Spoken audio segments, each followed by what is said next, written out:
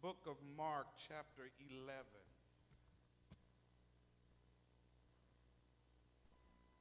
We find a story in the book of Mark that's very familiar. I hope to shed a few little morsels for you. Are you in Mark chapter 11? Are you there? If you're not there, say, I'm not there yet. All right now. Mark is like right up there. You ought to know where Mark is.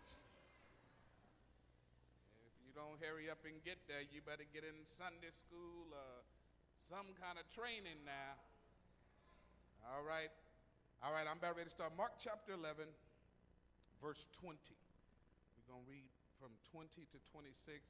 I would not typically read all of it, but I don't want to keep going a whole lot to it, so I want you to get it all in your head. Now, verse 20, it says, Now in the morning, as they passed by, they saw the fig tree dried up from the roots.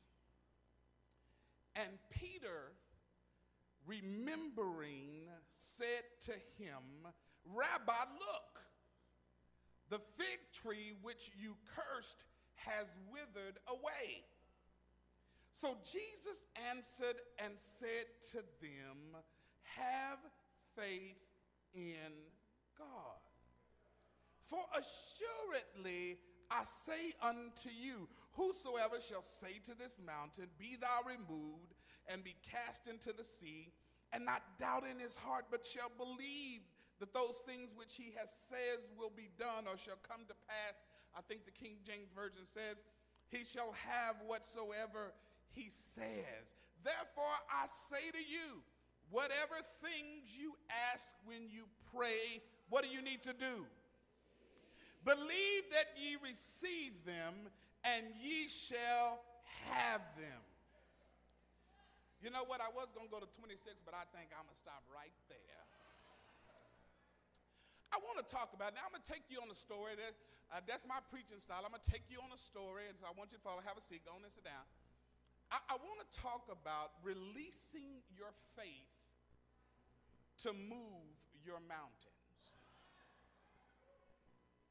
Releasing your faith. I want to take you on a journey, so I want you to pay close attention. The educator in me would also tell you maybe you ought to get a pen and paper, because I'm going to say some cute stuff you're going to want to remember. What's interesting about the text is that there is a faith message interrupted by a conversation concerning forgiveness. Because if you were to read verse 25 and 26, you will understand that Jesus talks to them about when you pray, asking for forgiveness and some of the requirements that are necessary for that. So what happens, the natural question then to rise is, what does forgiveness have to do with your ability to believe God for something? I'll say this to you. Jesus can do whatever he wants to. And so if he wanted to have separate conversations, I think he would. But I think there's a reason that we're going to find out in the text why he would combine faith and forgiveness in the same conversation. As I've read this story before, what I thought was meant of the text was interesting was about the fig tree. We all know that story, right? The Bible talks about how Jesus was hungry. He was afar off. He was hungry. And what he saw was a tree that had leaves on it. And so he assumed, because there were leaves on it, that there would also be figs. Now, anybody that has ever been around, grown up, done any kind of fig tree plantation and management will tell you that under no circumstances does a fig tree ever have leaves and not have figs. There are occasions, however, where you will find a fig tree with figs but no leaves, but there is never an occasion where there are leaves and no figs. And so Jesus assumed, because he saw leaves, that he would also find figs. And And so the reason he cursed it was because it looked like something it should have been, but it wasn't. I think I need to tell you that the church is full of people that have leaves on them, but they don't have any figs.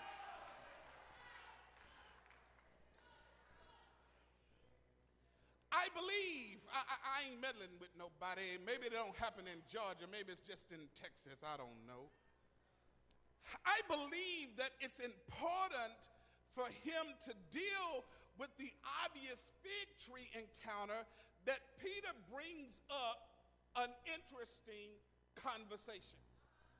Peter said, Rabbi, the fig tree that you cursed has withered away and it's dried up from the roots. What I think is interesting is that Peter was almost acting like he was surprised that what Jesus had done had came to pass. See, I would have been Jesus saying, well, of course. I said it was cursed. What other would you have expected it to be? But as I searched out the text, I'm just drawing your picture, you don't mind. As I searched out the text, what I found is that every other miracle that Jesus performed, when he did it, it happened instantly. In the case of the fig trees cursing, however, it wasn't until they had passed by it, it got cursed. They went to the temple, Jesus turned over the tables, and they were on their way back, that they were now able to see what Jesus had said had come to pass. I think why I'm mentioning that is I need to tell you that there are some things that God has promised you in your life. He said you're going to have this business. He's going to give you this car. You can have this house. And you're saying, God, where is it? I'm used to seeing it happen right away. I've stopped by to tell you that it may not happen when you want it, but he's always on time. So Peter says, look, it happened. This is a free thought. Sometimes you will hear God speak, and the hardest part for you is waiting. But I'm telling you that the Bible makes it clear that they that wait on the Lord, I sure want to finish it. Maybe I will. Shall renew their strength. They'll mount up on wings as eagles. They'll run and not be weary. They'll walk and not, I'm telling you, just hold on and don't give up. I guarantee you God's going to show up. So, since Jesus was on this topic of faith, I believe he uses verses 23 and 24 to set up some guidelines to becoming a mountain mover. So what does he do? What he does is he lays out a formula, and this is where you ought to start taking notes because I'm going to give you the formula. What he does is he gives you the formula very clearly of what it takes to move a mountain. Notice that the conversation, the lesson, the teaching wasn't about how to move a tree. See, because moving a tree, any man can move a tree. But any man can't just move a mountain. So he wasn't teaching us how to move a tree. And let me tell you this. If you can't move a tree, you got to start all over again. So he was teaching how to move a mountain. So here's the formula. Verse 23, a part of verse 23 says this.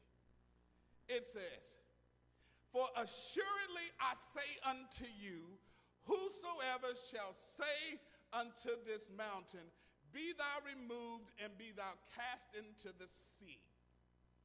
Goes on to say, and does not doubt in his heart, blah, blah, blah, blah. The first thing you're going to have to do if you're going to move a mountain is you're going to have to say it. You're going to have to say it. not whining,